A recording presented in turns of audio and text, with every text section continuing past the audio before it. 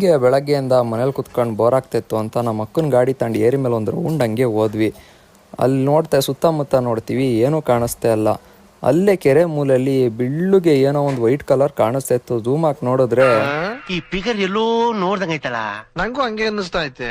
ಹಿಂಗೆ ಕೊಕ್ರೆ ನೋಡ್ಕೊಂಡು ಮುಂದೆ ಹೋಗ್ತೀವಿ. ಅಲ್ಲೆಲ್ಲ ಫುಲ್ ಗ್ರೀನು, ಯಾವ ಕಡೆ ನೋಡಿದ್ರು ಗ್ರೀನು. ಅಲ್ಲೇ ಲೆಫ್ಟ್ ಟರ್ನ್ ತಗೊಂಡು ಲೆಫ್ಟಲ್ಲಿ ನೋಡ್ತೀವಿ, ಅಲ್ಲೂ ಗ್ರೀನು.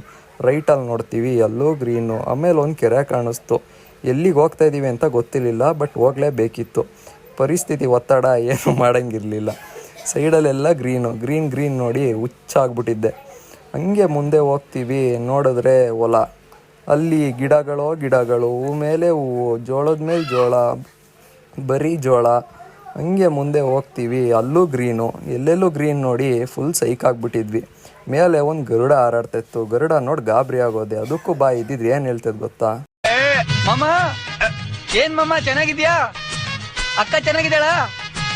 ನಿನ್ ಮಗಳು ಚೆನ್ನಾಗಿದ್ದಾಳ? ಮೊನ್ನೆ ಚೂಡಿದಾರ್ ಕಳ್ಸಿದ್ದೆ, ಸೈಜ್ ಕರೆಕ್ಟ್ ಆಗಿದ್ಯಾ? ಸರಿ ಇಲ್ಲ ಅಂದ್ರೆ ಬೇರೆ ಕಳ್ಸ್ಕೊಡ್ತೀನಿ, ಏನೋ ಬೇಜಾರು ಮಾಡ್ಕೋಬೇಡ ಅಂತ ಹೇಳ ಅವಳಿಗೆ.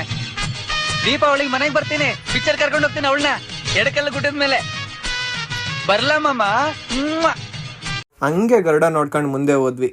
ಹಂಗೆ ಕ್ಯಾಮ್ರಾ ಪ್ಯಾನ್ ಮಾಡಿ ನೋಡಿದ್ರೆ ನನ್ನ ತಮ್ಮ ಏನೋ ಡೀಪಾಗಿ ಫೋಕಸ್ ಆಗ್ತಾ ಇದ್ದ. ಅಯ್ಯೋ ಬಿಡಪ್ಪ, ಒಂದೇನೋ ಇರುತ್ತೆ. ಹಂಗೆ ನಮ್ಮ ಅಕ್ಕ ಈ ಕಡೆ ಕಷ್ಟಪಡ್ತಿರೋದು ನೋಡಿದ್ರೆ ಕಣ್ಣಲ್ಲಿ ನೋಡೋಕ್ಕಾಗ್ತಿಲ್ಲ. ನಮ್ದೇನಾದ್ರು ಕಾಂಟ್ರಿಬ್ಯೂಷನ್ ಇರಲಿ ಅಂತ ಒಂದು ವಿಡಿಯೋ ಮಾಡಿದೆ. ನೋಡಿದ್ರೆ ಇಬ್ರು ಸೇರ್ಕೊಂಡು ನಮ್ಮ ಹೊಟ್ಟೆ ಎಷ್ಟು ಉರ್ತಾವ್ರೋ ಆ ಭಗವತ್ನ ನೋಡಿದ್ರೆ ಸರು ನಾಷ್ಟ ಮಾಡ್ಬೇಕು. ನಾನು ಒಬ್ಬರು ಕಡ್ಡಾಯ ಮಾಡಿಲ್ಲಣ್ಣ.